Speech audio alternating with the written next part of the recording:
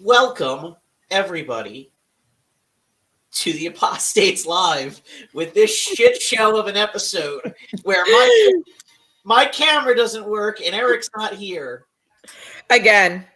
The voiceless creature from the void that you are hearing, am Ren, and on screen we have the inimitable Dallas. I thought about lip syncing your words, but I realized you're too unpredictable for that. I am incredibly unpredictable. Not like unpredictable where you're scared you're going to get canceled because you're associated with me and I could just go off any second, but unpredictable in that you don't invite me to parties. No, we still invite you places. It's just we don't know whether you show up by yourself or with a dog. I will always show up with a dog given the option. So I think before we go too far into the substance of the news, especially since Eric is late, as he is wont to do, I think we need to do a little, and I really didn't want to do this, especially after we covered it last week.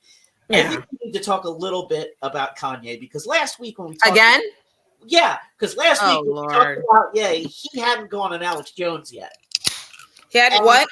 He hadn't gone on Alex Jones yet when we talked about him. Oh yeah, that was right. That was like 500 years ago, but that was also within the now in the last show, and I don't think we can cover it better than the folks at Knowledge Fight do on their podcast, where they go through basically every Alex Jones episode. But I really think, I mean, is it controversial to say that it's like not cool to say that,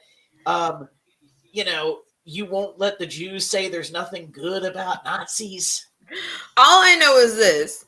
He made Alex Jones uncomfortable. What kind of fuck shit do you have to be into and you have to support in order for Alex Jones to go, no, bitch, we don't do that here? He was trying his best. He was sitting there looking so uncomfortable. And it's beyond uncomfortable. He realized he made a mistake. Because he's been fine platforming any other white supremacists and horrible people. But the other horrible people, as much as they more shout than dog whistle, at least don't say the end game. All I know is that I'd never seen him look so uncomfortable in my life. I think what it is there's a part of him that just saw the bill from Sandy Hook just getting bigger. Like, oh God, if anything happens between now and the end and the next 2 years, I might as well just shut down because they're just going to sue me again. People are going to sue me again, as they should.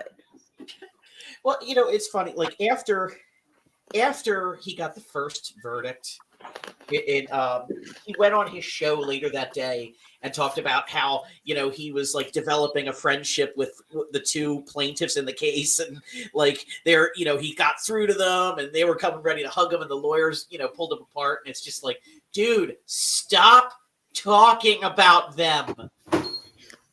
They don't want to be talked about. They will leave you begging in this. They will leave you e-begging in these streets, and we will enjoy the show. Oh, we got Eric. I am going to add him to the stream. Hey, dude, we had to make fun of you a little bit for being late. Oh, yeah. Sure. And I'm living for the fact that you do have more than one hoodie. Yeah. I have a closet full of hoodies. I was afraid, honestly, Dallas, that you were going to wear the Romney hoodie every episode because you did it the first two. Which one? My Romney shirt. The Romney shirt is it's like a nice little bookmark of what I used to be, and it's oh, sorry. Go ahead. And unfortunately, fortunately, it is literally the most comfortable shirt I have ever owned in my life. When I was fat, it was comfortable. When I was skinny, it was comfortable. Now that I'm fat again, still comfortable. Boy, do I wish I could use the phrase "was" with fat. Right there with you. So, I mean, Erica, we just briefly went over the whole Kanye Hitler thing, and there's really not much more to say that hasn't already been said. It just happened to happen between the last episode and this one. Just what a week. It's been a week. It's been only a week. Yeah. Yeah. Normally I'd have some, smart aleck, witty one-liner to say there about, but like, I feel like it's too easy. It's too low-hanging fruit. I just There's can't. a lot of low-hanging fruit. There's more low-hanging fruit than a group of old men at the community gym. Seriously. And believe me, I used to work at the YMCA in the basketball gym. I saw some old men reliving their youth. Now that we've got that out of the way, I think we'll move on to more serious topics of the day. And I think the first thing that I want us to talk about is the legislation to end the potential of a railroad strike. And how much I think dialogue has been captivated by this idea that Biden screwed the railroad workers by not, I have a feeling he was between a rock and a hard place. He's always been a union man. He's always been a railroad man. He probably thought he would be able to give them every single fucking thing they wanted, but right. Well, we know who's in Congress. We are all working people. We all believe in the need for, paid leave. And I think that's something that's sort of anathema to most Republicans now, with the exception, it seems, of 6 Republican senators and a few House Republicans as well. But I'm curious, there's not a trend here. There's not like this growing upswell of Republican populism for labor and for workers. No. Ending being treated with some level of dignity. There's not a growing population of Republicans, let alone for any kind of. All I know is this: they're just gonna keep promising. They're just gonna keep promising hating anyone who's not a cis white heterosexual male, and that's what they're promising. And speaking as a white heterosexual male, let me tell you, that doesn't appeal to me. Like the whole hating everybody else, that just sounds exhausting. That's and look, Lauren, I don't like putting a lot of effort into things. So that's a turnoff to me. And also, you strike me as the kind of guy who doesn't really run on fear. No. You kind of straight, it's like, I remember when white people would run into dangerous things. Mm-hmm. Now it's like we're running out of privilege, so we refuse to run into the dangerous things. We will instead fear Black people and drag queens. That's basically and they seem like odd things to fear. I don't know. Like Bugs Bunny was doing drag when you guys were kids. You really are scared of that? No, not a little bit. I mean, they're not. I mean, they went. I mean, it's not proven, but it's strongly speculated that they shot up and put nearly 40-something thousand people in darkness till friggin' Thursday because of a over 18 drag show that still happened. I will say I'm going to refrain from making that explicit connection just because no explicit connection has been found. But I will say it would not surprise me in the least if that's where it came from, especially knowing that, the FBI has warned for years that right-wing militias and extremist groups are targeting power grids. And one of the things the people who did this were very knowledgeable in how to target it.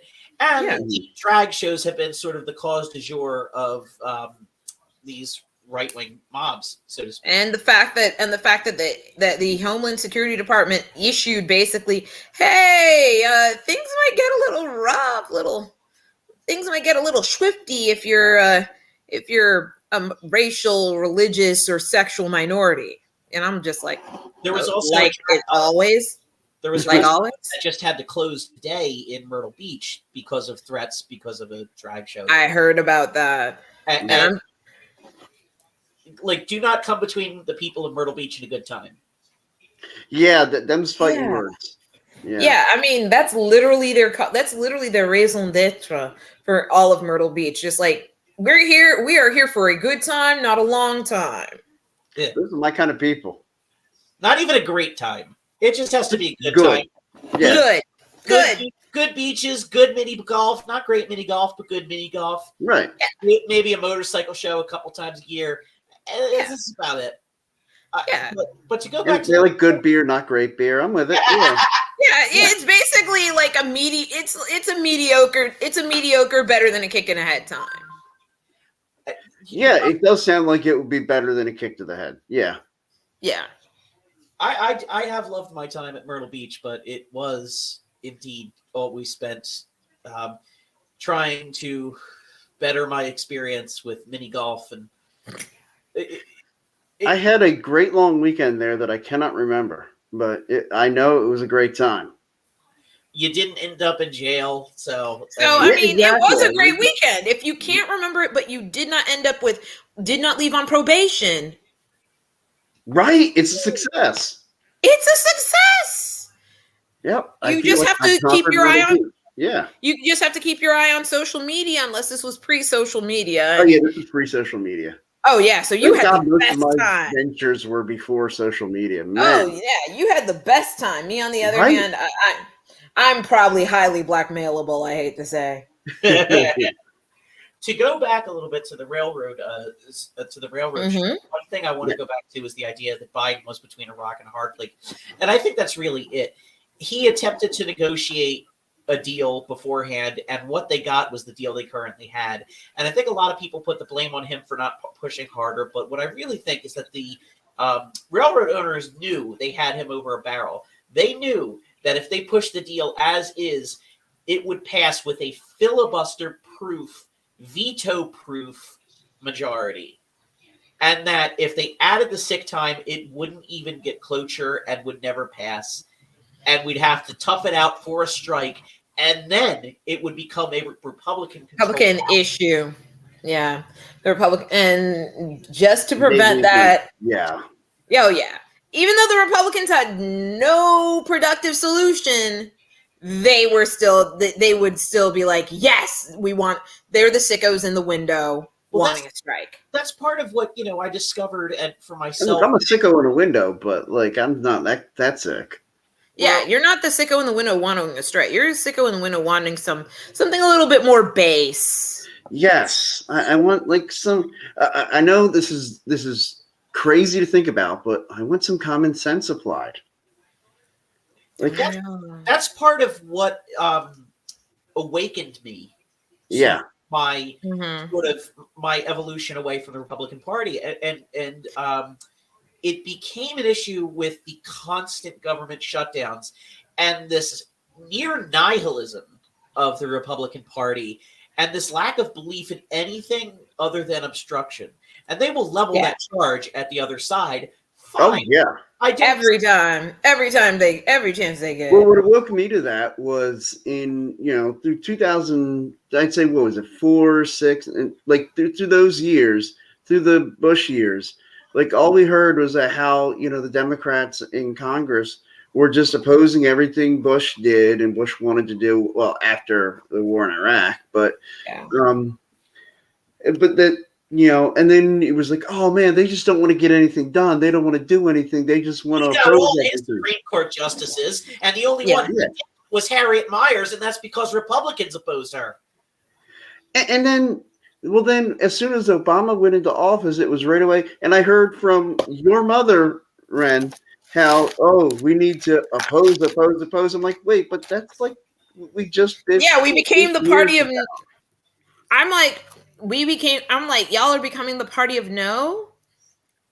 Right. Like, can we sprinkle a yes in there somewhere? Like, I'm sure there would be a yes. Possibly. Can I get a maybe? Why do we have to bring family into this? Is all I'm saying. Why do we have to bring family into this? So I just, one, I wanted to exploit, our closeness and friendship, and just always brag about that. Oh yeah, of course. We all in this room, we've all known each other for a very, very long time. Very long time. I just want to put it on the record that I love my mother very much. And I love your mother too. She's a wonderful person. I have never met your mother. My jury is out on that, so I'm assuming she's all right. And yeah, that I don't know her. Okay, she's got a good heart. She cares. Let's move on from mothers. Anyway, yeah, please do. Really didn't think I was going to get into my mom jokes tonight, but Oh man, if you get a list together, here's your assignment. Get a list together of mom jokes. I want to I hear all got of you. I got you. Oh Lord, are we gonna have a mom jokes a Mother's Day special of nothing but mom Oh jokes? my God, we definitely should. I mean, we are now. I don't see how we can avoid it. Yeah, it has Yeah, to that's happen. yeah. At We this point, this put is it what out we're in the doing. universe. It has to happen now. Yeah, it's in the universe. Before we move on from the Mm-hmm. issue of the railroads, I want to bring up one thing, and I'm going to read directly. Okay. Republican Senators Kevin Kramer from North Dakota and Cynthia Loomis from Wyoming penned a letter regarding this. Now, this was before the bill passed without the sick leave, so it's moot now. But there is something important I want to read here, and I'm going to read directly from the article from the Hill talking about the letter. Quote, if we were to intervene while granting additional paid leave, a precedent would be set. Other unionized employees of regulated industries would likely make that same gamble in the future, rendering Congress the arbiter of these types of labor disputes instead of the National Mediation Board. It is in the best interest of all parties that the railroads, not Congress, work through the issues such as paid leave for their employees. Unquote. That's what they were trying to do. Yeah, that's what they were trying to do. I mean, I just want to be like, bit ho, why is you here then? I literally felt like, ho, why is you here? And my thought is, like, she knows she can send out emails, right? Like, do they have the internet in Wyoming? Like, oh, they have the internet. I'm just not sure if the moose are running on the treadmill, powering it is still alive. Well, I mean, somebody should check on the poor moose. You know, the list of apologies I have to make on subsequent episodes for every culture, class, and state and town that you people insult is getting larger by the day. It makes my job very difficult. Hey, if we didn't do this, you wouldn't have anything to fill your countless minutes with. This is true. I mean, it's Wyoming. It's what, 3,000 people? They'll be fine. You are not helping. Not helping. Look, I was there. I spent like 5 days in Wyoming. I saw 3 people. That many. Which were 2 different bartenders. Am I paying you two anything for this?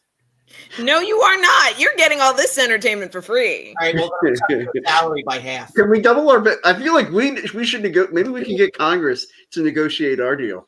Well, that's just the thing with that quote. The idea that we wouldn't want to interfere. What is it you think you're Yes, doing? you did. That's what y'all doing.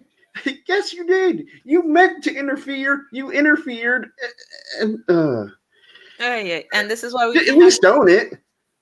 Facts. There is no owning it. It's all part Oh of it. yeah. Mm-hmm. See, and that's part of my problem is like I would love for, and really on either side, just any politician, just own your issue. Just own it. Even if I disagree. I mean, listen, Ron Ron DeSantis, it took him being in court to own the fact that he and his legal team, by virtue he defines woke as the admission that there has been injustices in United States history and the desire to discuss and remedy them. Well, no fucking shit. Well, I want to be woke. I'm like, well, there you have it.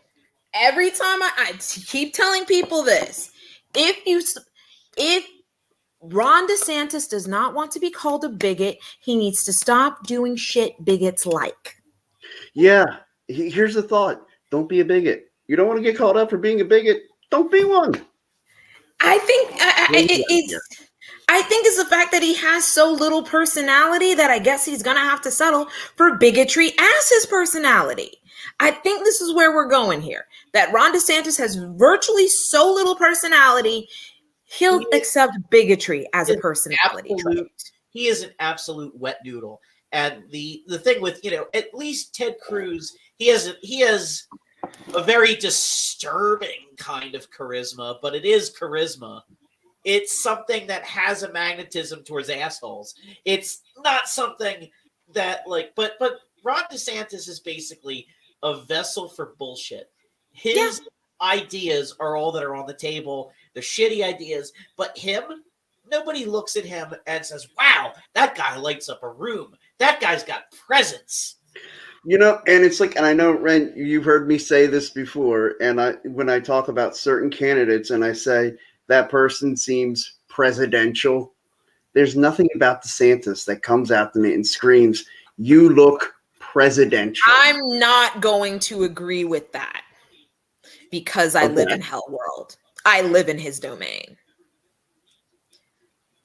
I'm going to be honest. People in Florida, we have low standards. I guess that's why the Florida Democratic Party thought that Charlie Crist was a good idea. They have everybody here got some low ass standards. I mean, when you think about it, if you fuck up too much, you end up in Florida. And if you fuck up in Florida, well, then God help you. Honestly, it's a case of they looked around. They saw somebody who wasn't too much of an idiot, looked good on paper, looks vaguely good if you're kind of drunk at a bar in Fort Pierce at 1:30 in the morning. And they went for it. My weekends down in Florida. That sounds like a couple of my weekends down in Florida. It didn't look too bad at 1:30 with beer goggles on. Exactly. I tuned out at everything but bar at 1 a.m. But I'm okay. Maybe a bar in the middle of nowhere, and I do mean in the middle of nowhere. My new guy's got some of those down there at 10:30. It's a good. He is literally So it's a good place to hide a body. Probably. Let's put it like this: he's Last Chance Saloon. I don't know if it's going to get any better than this. And right now, that's what the GOP is looking at for 2024. Well, Liz Cheney polled higher than Trump in Utah, which I know Utah is nobody's bellwether, but there's a certain amount of resistance from Trump that belies, because even with all the Trump candidates got their butts kicked. But here's the thing: they're never going to go for Liz Cheney. No, the nation. But it is Darth Cheney's spawn, Lady Darth Cheney, Cthulhu's daughter. They ain't doing it. It's not just it's because she's a woman. It's because I honestly believe the establishment of the GOP has entrenched itself so deeply into Trump's backside that not even Dr. Pimple Popper and a team of crack surgeons, metaphorically and literally, could get them out. It's not that I believe that she has a chance of winning. It's that her being on top of Trump, as well as DeSantis being on top of Trump in Utah, is a sign that Trump's star is waning. Now, I also don't want to count Trump out, because that's something I did in the beginning. Yeah, we've done that before. We made that mistake. We will not be making that mistake again. The moment, my moment, was when he said that horrible shit about John McCain, and nobody had a problem with it. And it was just, he got more popular. Like, oh, this is different. Nice shirt. Very different. Thank you. I got it from I had an old coworker of mine back when I worked in retail she was in the Navy, and I said, and I really I don't know what it was about what Trump said about coming for John McCain, and that's when I realized, oh, they don't want me no more. And she, as a commemoration of that, got me the shirt. It's a nice shirt. That is pretty awesome. I don't actually have any Republican swag from my time, so it's me neither. I mean, for me, it's like I have the one shirt, and that's it. I have swag for my new party. I have a pair of Pete Buttigieg socks that are also those are hella comfy though. That's awesome. They're cute. They're comfy. I bought them the week he dropped out. Half price, bitch. I'm not much of a fan of his corporate consulting work, but nobody likes McKinsey. He did that because he didn't know no better. He thought he's a smart. He probably knew every bit as better, but figured no one would care. Yeah, that's probably true. But I will say, electoral presidential politics are a case of hedging and Mm-hmm. corralling people into the best case scenario of a bunch of shitty scenarios. So I would be absolutely fine with Pete Buttigieg if the other options were, basically DeSantis and another term of Biden. And it's Do you think Biden's going to run again? yeah. Yeah. Yeah. I'm and I'm gonna be honest, I'm gonna dance with the one that brought me. Sure. If we're gonna have Trump versus Biden too, why would I vote for Trump? That's Well, yeah, literally I don't understand why do the Republicans think that's a good idea. We've seen that movie. We've seen how it ends. Like it ended with an ass kicking. It I think ended it's with something, and I am going to say this because it's not an I told you so, and it's not a patting myself on the back for saying things, but I was treated by people who I thought I had a kinship with that I was insane for saying early in the campaign that no, Trump is dangerous. He's not like typically bad, like Paul Ryan, like he is yeah. dangerous. And I think motherfucker instigated a coup. yeah, and I think what it is people aren't really paying attention to the reason Trump is still a feasible option is because right now, tomorrow, the Supreme Court will be arguing over that state legislator, state electoral thing philosophy that could upend the whole goddamn thing and leave it possible for Trump to win. I have to say that there's an element of, oh, you want to fight fire with fire? Then if they really make it so that the state legislature is the last word in electoral politics, then I want to be sure that states like California and New York are going to play that up to the hilt and absolutely gerrymander the shit out of their states. I like any vestige of I'd like to see that exists in that state is completely legislated out of existence. I hate to get all Michael Keaton up in here, but you want to get nuts? Let's get nuts. Oh yeah, no, I would say that would probably be as disgusting as it is. I think there's a part of me. There's a part of me that's like, if that's what happens, I would like to see bluer states say, well, if this is how it's going to go, fuck you and the horse you rode in on.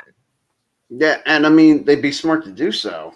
Yeah, I'm hoping at this point Big Gretch just gets out a pen and's like, okay, well, fuck you, fuck this entire district here, and fuck these people over here. I'm actually literally dividing a person's house in half. I give no damns.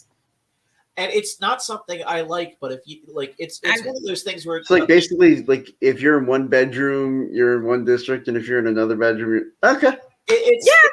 I like, bitch. If he gonna go, like, yeah, bitch. This is where we're at. It's one of those situations where it drives me nuts is that Republicans for years have been destroying institutions and playing against the rules, and Democrats are going, but we need precious institutions. Just don't take any more, and we'll play fair. So they tried to appease, and that didn't work. Where did we hear that before? All I know is for the first time I saw usually Black people are on a whole, even on Twitter, are not very excitable and not very paranoid. But for the first time, I literally saw someone tweet, "Don't make no long range plans now. You might end up in some camps." And I'm like, usually we don't say these things, but for the first time I saw somebody tweet that. Wow. It's one of these things that people say it's hysterics, and there will be people who deride. I mean, if anybody gets wind, who disagrees with us gets wind that we are three people who said these things, we'll be laughed at, blah, blah, blah. Sure. Here's the first time I've been laughed at. I'm willing to be wrong. I don't mind being wrong. I want to be wrong about this. I'd love to be wrong. We were right about an attempted fascist overthrow of the government. It happened. Of course, they like to pass it off. Oh, it was just tourists. Or, oh, just a bunch of radical. Oh, it didn't happen. Oh, Antifa was in the crowd. I don't give a shit. These aren't serious people. I'm not looking to argue with them. Yeah, and what about Ashley Babbitt? Well, bitch didn't do. If she didn't do the crime, she shouldn't do the time. She knew what this was. She knew what time it was. That is probably it's a great example of restrained and appropriate use of force. I'm kind of amazed. I mean, Yeah. if Well, we- it was white people. So, I mean, they knew white people, you can't just be all willy-nilly. but when we talk about, watch out because you may end up in camps, it's one of those things like people want to bring this up, like, oh, that can't happen. Like, we've had concentration camps before. People will always bring up the Japanese internment camps, but what about the internment camps that we ran in the Philippines? Right. Yeah. So it's not a case of this could never happen here. We've done it. Internment camps are it's already happened. We've done this before. So I definitely don't want to see, and people believe in the power of institutions. Just like that one congressperson who, when confronted about Trump saying he wanted to suspend parts of the Constitution, saying, well, he could never do that. The point is, you get a man with power and enough people who believe in that power. The force of the people who believe in the power hold the actual power. So it doesn't matter what pieces of paper and institutions and traditions say. People holding power can accumulate more power through their influence. Facts. There is no democracy that can withstand that kind of power, a rising tide of fascism. Germany was tried, failed. People like to think that our system is somehow immune because of separation of powers. Like, there is no system that's immune, and that's the point. You make it harder, but like it can still be done. Yeah, and it was almost done. I mean, right? Yeah, I think the shock may have worn off for a lot of people, and I think there's a lot of people that want to play it off. But we watched live as thousands of people stormed into the Capitol chanting, "Where's Nancy?" and "Hang Mike Pence." Yeah, and there was an actual physical gallows there.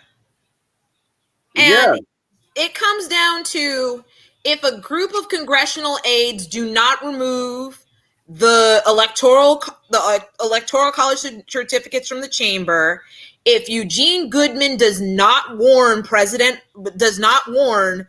Senator Romney, and Mike Pence trusts the word of the Secret Service, this would be a very different conversation in a very different country. They like to act like, well, even if they had taken over the institution would have survived based on what? On what though? Power. Exactly. I mean, we've never faced that kind of threats. We don't know. Because you have murdered and maimed congresspeople. In this case, it would have ended with murdered, maimed, and kidnapped congresspeople. Right. Like, we're in chaos, baby. How do they think coups in the past have worked? They don't stop because some magical piece of paper or some magical document or the structure of government that we have just made up. It's a fiction. Wait, if we stand there and hold up the piece of paper and say, "You shall not pass," they can still pass? Yeah, we just this is the thing with the magic, with a mutually agreed on magical fiction, is that when one party no longer believes in the magic and no longer agrees, you're fucked. Well, yeah, that's the thing. It only works if everybody believes in the magic. Yeah. If everybody, if we let the footman kneel, the magic sky cloth won't free them. Now, speaking of magic, let's talk about Hunter Biden's penis. There's a segue. That's a hell of a segue. I'm practicing my segues from Robert Evans from the Behind the Masters podcast. He's a master of them. So, I mean, he usually throws to commercials. We don't have commercials, so I got to figure out the whole thing. But the Twitter files, as they have been named. Oh, God, that was a snooze fest, and I was there. If that shit was born. If that was a smoking gun, it was $1.99 cap gun. Get it right, Aid. There is nothing. No, it was a 59 cents plus $4 shipping from Wish. This is what happens when you get your scandals from Wish. Basically, this was a wish-ordered scandal. Took forever to got here, didn't live up to the promise, and it fell apart after you looked at it for 5 minutes. Now let's talk about that not living up to the scandal, because one of the things that Matt Taibbi, in his infinite wisdom, God bless him, what a genius he is, really wants to assert is that the coordination between the Biden campaign, keyword, and Twitter is something to be scared about. Like, really, the campaign sent a list of tweets to Twitter saying, hey, can you take these down, because it's fucked up. It's pictures of Hunter Biden naked, which is basically amounting to revenge porn, which is illegal in California, where Twitter is headquartered, but it just in most states. And also, it already violated their content policies on nudity, and already violated their content policies on hacked materials. If you want to have a conversation about them suppressing the news story, we can have that conversation. That was a bit of a fuck, but there is no smoking gun here. There's nothing here. There's really, I'm looking at this like, there was a story, they looked at it, they ain't found shit. All we're doing now is we are showing nude pictures of a civilian, a man who has not held elective office.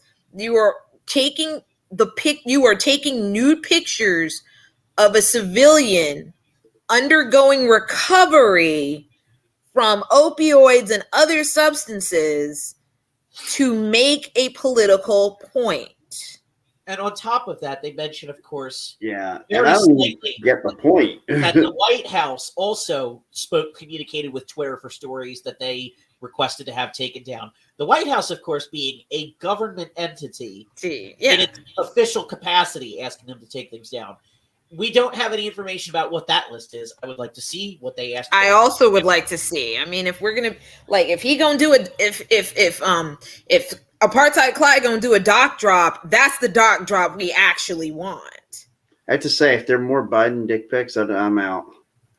All I know is I just am finding out that Hunter Biden has a huge cock, and then someone found the email. Someone found the email where he said, "You know what, Tucker Carlson, I'm going to do you a solid and help your kid get into college."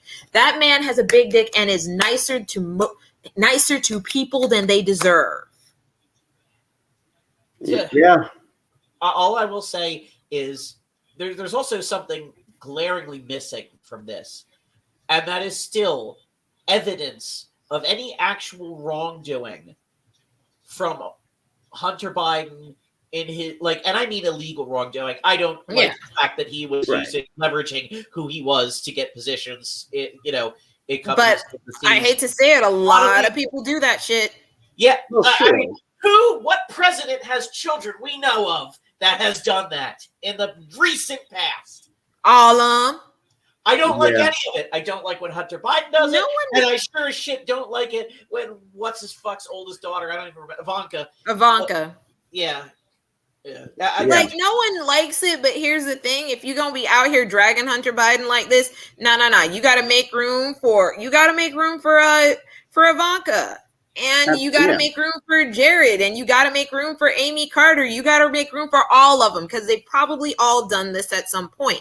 It's just we're going after Hunter Biden because he's in recovery and they see a weak point. And I'm going to be honest. This is my theory. This is unsubstantiated, but I am firmly convinced Adam Seward did not lie. The cruelty is the point. They are trying to break Hunter Biden. They are trying to drive that man into a relapse. Because why not? Why not? It doesn't. Because hurting Hunter would in turn hurt Joe, and they think it would affect his performance. There's no downside to them for doing this.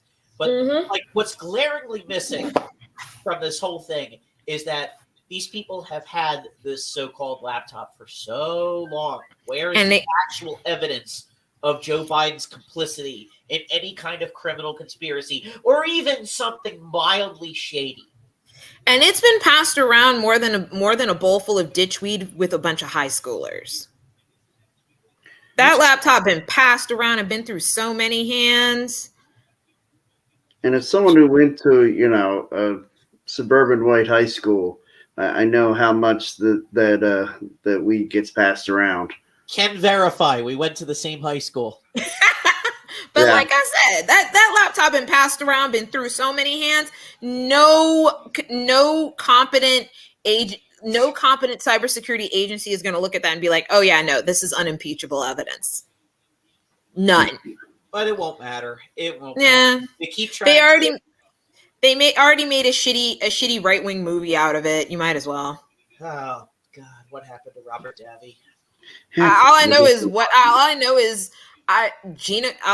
Henry Cavill ain't returning Gina Carano's calls. Tell you what. That is one booty call I don't think he would ever make again. Oh my goodness. This whole Twitter thing. And another thing, by the way, is Matt Taibbi teased part 2, like an additional tranche of materials. Of what? And Are we nothing has come. And you know why nothing has come? Is because the first tranche just dropped like a fucking thud. It was a wet fish. It just was. It went over like a fart in church, a wet fart in church. Yes, I said wet. A wet fart in church. Yeah, hey, look, and that's one of my favorite things to say too. Something went over like a fart in church. Yeah, I agree. I mean, there's not much else to it at this point. Like the whole Elon Musk saga he is just proven himself to be an exceptionally over his head. I lost my metaphor. The point is, man's in over his head. I wouldn't trust him to run a McDonald's in the shittiest neighborhood in Fort Lauderdale. he has a kind of intelligence. He has certainly proved that he knows how to move money in a way that makes him more money. And, what can you say? That is a kind of intelligence, not a useful for society kind of intelligence, but it works for him. He was born with a lot of money and he made it into more money. Not exactly hard, but, Just if you invested in a freaking, a savings account, it would build interest. All I know is build. I mean, let's put it like this. I don't think anything that man can do is inherently meant to just simply build interest. I mean, we all saw what happened with Grimes. No, I said what I said. They deserve each other. I'm sorry. I will always dragging Elon Musk is just.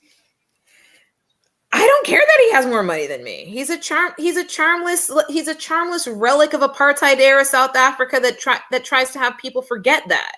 I won't. He's basically the kid that if you invited him to a sleepover, he'd always have to have a change of clothes in a Ziploc bag. Oh wow.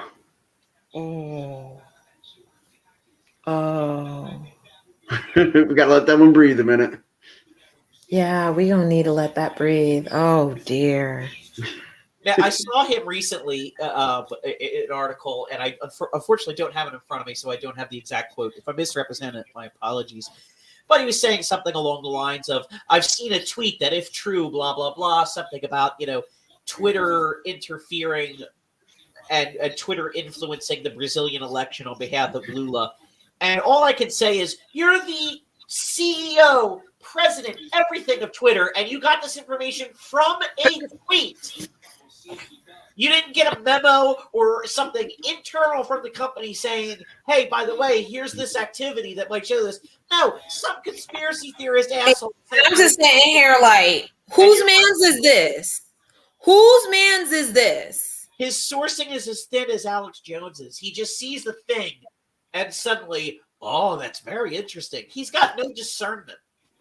His sourcing's as thin as his hair before plugs. He is an absolute joke and a tool.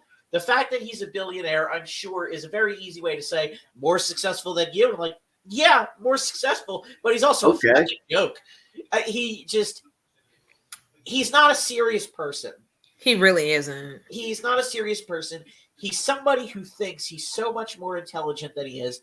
And I don't like to talk about intelligence as this kind of thing that there's like virtue attached to, because it's a whole gatekeeping thing. There's a whole horrible history behind it, but there's a shorthand I'm trying to use here with referring to him and his level of intelligence. He may be sly, but he's not fucking smart. No, he's not. He's really not. No. We've seen this, I mean, immediately, and people, the edgelords who support him love to treat it like it's like some four-dimensional chess. The way he came in and decided, oh, I'm immediately going to lay off everybody because that's a smart business decision. Oh, wait, fuck, I got to hire some of the back as independent, or get them back as independent contractors because that's a smart financial fucking decision. And then decides, okay, we're going to do this thing with blue checks. We'll make it $20. Oh, I got a complaint from Stephen King. How about $8? And then rolls it out, and then turns it around, and then comes back with a 3-color version. Just test your ideas. Yes. Yeah, don't you have like departments you can test these? He gutted them all. He gutted every last one of them. And that's just the idea, the mythos of his genius. It is cultivated by himself, and he is sly in that way. He knows how to make himself seem like a super genius, when really there's a modest intelligence in sort of how to prepare himself and present himself and to hold himself up a certain way. But he's not a genius. No, he's not. And he showed himself with Tesla to be nothing more than a narcissist who has finally caught the car and has no goddamn idea what he is doing now. The dog caught the car and he's like, shit, now what? Yeah. He has no future, he has no idea of what the future holds or how to get there. Yeah. He just promises all these things. I mean, remember all these grand promises of what Neuralink was going to be, or of what boring was going to be, or what all these different like projects from his different companies were going to be. They never come to fruition because all he has is these skeletons of ideas and enough money to throw at people and say, please try to make this a thing, even if it's not exactly possible right now. All I know is I just keep thinking about the fact that there is a tunnel in Las Vegas that is cramped and narrow and uncomfortably narrow, and that is his legacy. For all of the money that we have given him in subsidies for all of his bullshit, we could have had high-speed rail by now. Facts. Right? And the high-speed rail would have not just been from Miami to Orlando, which, I mean, that's still useful, but sure. I mean, there's a whole like half a shaft of Florida that needs to be even covered. Shit. And that's just Florida. I mean, I know.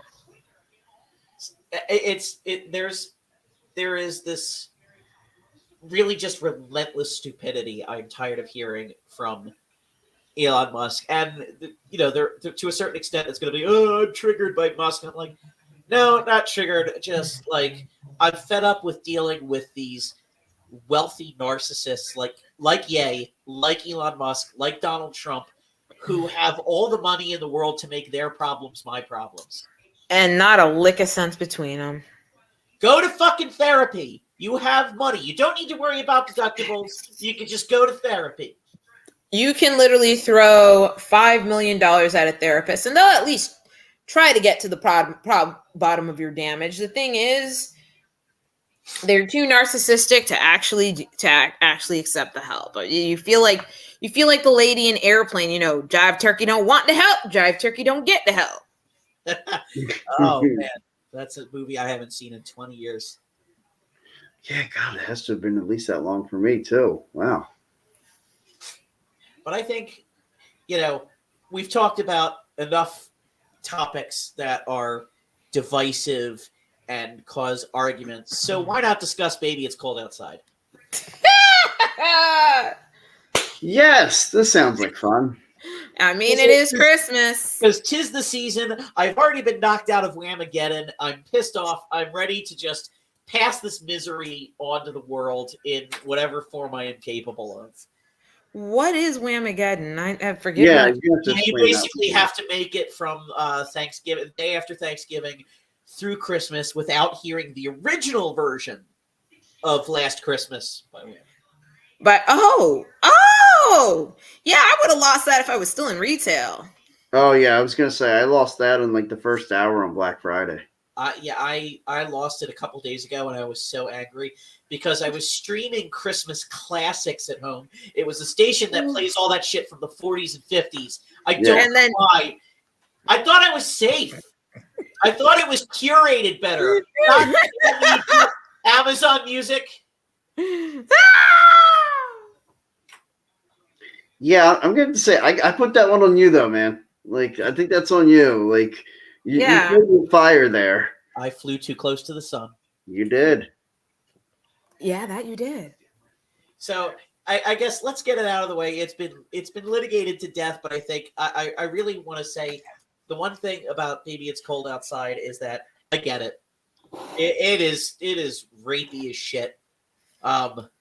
It gives the vibe. I mean, you have to understand the time period that it was set in, and not that it was okay.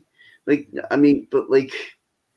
there was a sense that the token resistance that a woman was supposed to give off in that time, that's what it was supposed to be, just a token resistance, and that really she did want to stay, and I do think a lot of people say that to try and justify it, I don't know. I mean, it's a song, so it's hard for me to get that upset by it. But the one thing I will give to its credit is the implication of the line, say, "What's in this drink?" I've always understood someone saying, "What's in this drink?" is a case of, "Whoa, this is strong." Yeah, right. It's not that nobody splits anything in her drink. Relax. Yeah, that's the one thing I do think that maybe we went too far by saying, "Oh, he drugged her." I don't think he drugged her. It just had a finger more. It just had a finger more of scotch than she was expecting. Yeah.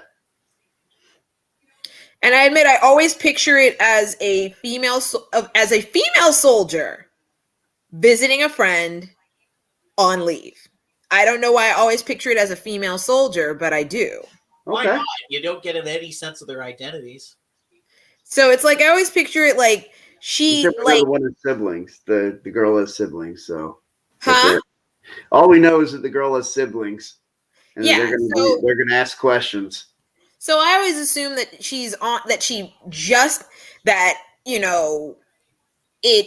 that her family knows where she is, and they have a vague idea, and they're just hoping they're not going to bang.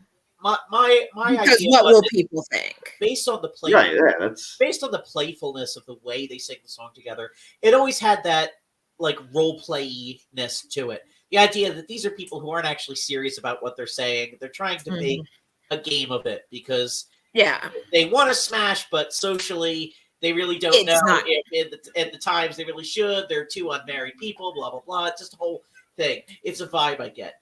But I do understand. So to an extent, it's not a song that I will just put on Christmas list. But when I hear it, I will enjoy it. For me, it's more like I gotta be in a particular mood, and right now I haven't been in that particular mood for 4 Christmases already. So it's like, I have to be honest though, and you guys, and I know Ren, at least you know me pretty well. In the whole I like to poke the bear. If I see something bothers somebody, I like to poke it. And so if I'm around somebody who's particularly bothered by that song, I might hum along to the tune, and you know me. That could be a little bit unsafe. I know. Look, I like to play with fire a little. I trust you enough to read the room that you would know which kind of people to do that with, and which kind of people probably really don't want to deal with that. Yeah, and I do, and for the most part, I've never knowingly incited somebody that was obviously it would be somebody that would just be slightly annoyed, but would know me and just know I'm trying to annoy you. You're a ball buster to your friends, and to strangers you're very genial. So I get that. I know you wouldn't do shit like that to someone who wasn't already your friend, and someone couldn't. Right, somebody they gotta know me to know that it's harmless. Yeah. Oh man, just Eric doing Eric things. Ah, man. The holidays. I am not a fan of like the whole. I'm a fan of the actual holiday itself, but I am not Yeah. a fan of the Yeah. stress induced by it. And, you No, know, I don't think anybody is, to be quite honest. I mean, for me, I've got mixed feelings about the holidays because holidays, I guess, takes a deeper toll on me physically than I care to admit. Usually, if I'm due to get sick, it's right around the holidays. I had my I had the cat. I was diagnosed with diabetes in a really catastrophic fashion around the holidays. I got COVID around the holidays, so it's kind of like. Yeah. I mean, for me, holidays are, well, like, not to get too personal, but the holidays have been harder for me in the last couple of years since my dad passed. And yeah, he and I always had that ability to commiserate with each other because I feel like we saw the world similarly. And I feel like he would probably be in another box here with us talking about this stuff too. And as an older form, like he was actually probably the one that got me to see more of the error in the Republicans than anybody else when he told me in 2012 that he was voting for Barack Obama. And I did not think I would ever hear my dad say he was going to vote for a Democrat. When he hadn't done so since, oh God, I'm going to butcher the name. I can't. I feel like an idiot for not knowing this one off the top of my head. Ran against Nixon in 72. McGovern? Is it McGovern? Yeah, McGovern. That was the last time my dad had voted for a Democrat. And he was like, well, all the information was already out on Nixon. Like, how the hell could you not have voted for McGovern? He's like, I thought everybody was stupid who didn't. And he's like, why was I going to vote for a guy who I knew was going to get impeached? Like, and then we ended up with our only appointee as president. Yeah. Yeah. It still amazes me. Not a goddamn person voted for Jerry Ford for him to end up as president. But here we are. Jerry Ford voted for Jerry Ford.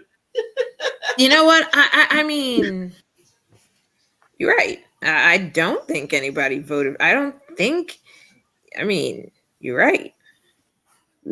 Like I'm like, oh wait. He was not the vice president when Nixon was elected in 1972, and he was appointed after the resignation of Spiro Agnew, and then he became president when Nixon resigned. So not a single vote.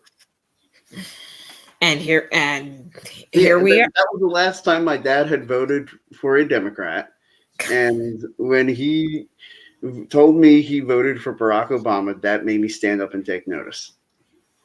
Well, before I just want to say, as someone who knew your dad, I love your dad. Your dad was a good man, and this world sucks without him, and I am sorry. Yeah. Not much I can add to that. It's been rough, but like, and he always kept me kind of like. So I have one aunt, and I know you would know her if I saw. I don't know if you know the name, my Aunt Paula, who she's a sweet soul, like means well, but God bless her, has been blinded by a lot of the propaganda, and every now and then she'll try to talk politics with me, and I sometimes entertain it a little bit because. Me, I like to poke, and I like to see how riled up I can get her. And Thanksgiving or something like that, maybe I'll say something, about election and get her all fired up, and and then I'll usually leave the room as she gets going and yelling at. So you're basically doing the equivalent of a swoop and poop. Oh yeah. Oh, absolutely. Like I invented that move. Yeah, like I'll go in, rile her up, and then all right, I gotta roll. I gotta leave. See you guys. Have fun. And all my cousins, when they see me go over to talk to her, they'll all be, Eric, don't do it. Don't do it today. Come on, man. Like save us all. Come on. Oh God. and I still do it. Because of course. Right. I can't resist. So, before we go for the day, I just have one thing I want to talk. Excuse me, my goodness. Live. One thing I want to talk about, and that is the runoff election between Walker and Raphael Warnock. And it is I was going to wear my Eagles damn Walker nail jersey biter. and knock 'em, but It is a nail biter. It is a nail biter. They are, as of when we're recording, within 17,000 votes of each other with 70% of it in. Now, Warnock is leading. There is still a lot of Fulton County to count, which is heavily in favor of Warnock. But I am not going to rest easy until that final count is in, because they keep just going up and down in how much or how little of a lead that Warnock has as of right now. Same. I'm just like, bruh. And the thing is, it's like, this is a situation where if I live in Georgia, I'd probably be a menace. I would, honestly. I would literally be like, oh, you voted for Walker? Just say you hate black people and go. Voted for Walker? Just say you hate black people and go, baby. There's nothing much for me to discuss. That's the same state of mind every time someone mentions the globalists. We're going to go down to the globalists. Just say Jews. Just say you need Jews. We all know that's what you mean. Yeah, just say you hate Jews and go. We tired. Right? Like, just say it. Just say it. I know that Southern politeness. They don't do anything very fast. Yeah. Yeah, Southern politeness dictates that you can't possibly call someone a racist. But sometimes you just gotta just say, hey, listen, just say you hate black people and go. Yeah. Just please do. Because this dancing around the situation is only gonna get me killed. I mean, like, I don't get, like, listening to everything that I've listened to about the whole lead into the election. And hey, in case anybody was curious, I like football. And I mean, I have a mild interest in the Philadelphia Eagles. And, Herschel Walker was one of my favorite players as a kid. And as much as I loved him as a football player, that's how much I cannot stand him as a politician. For me, it's more a matter of, like, I have his jersey. I can get it out of my closet right now. For me, it's just to see.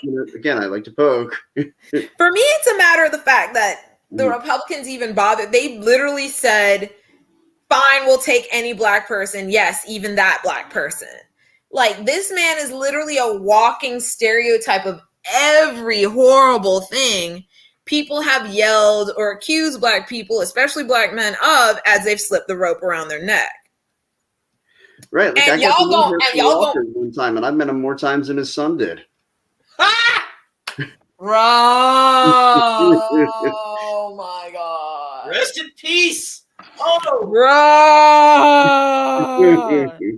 Yo, I don't. Yo. Wait, which son?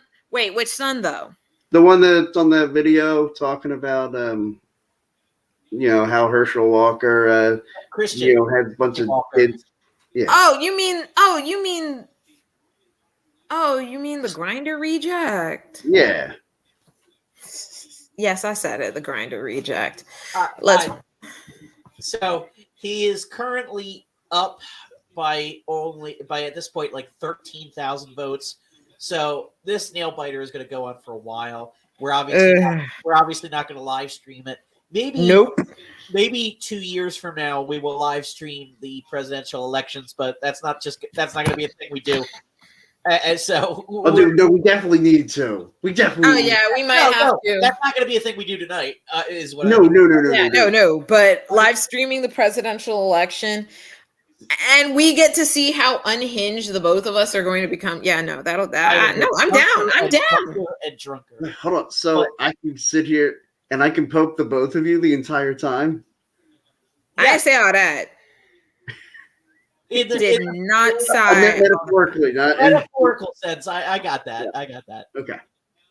And so let's I guess I think it's as good as time as any, but I am getting one final news item here. It looks like all right, this just in, Henry Kissinger is still not dead. What the? That's it. I'm calling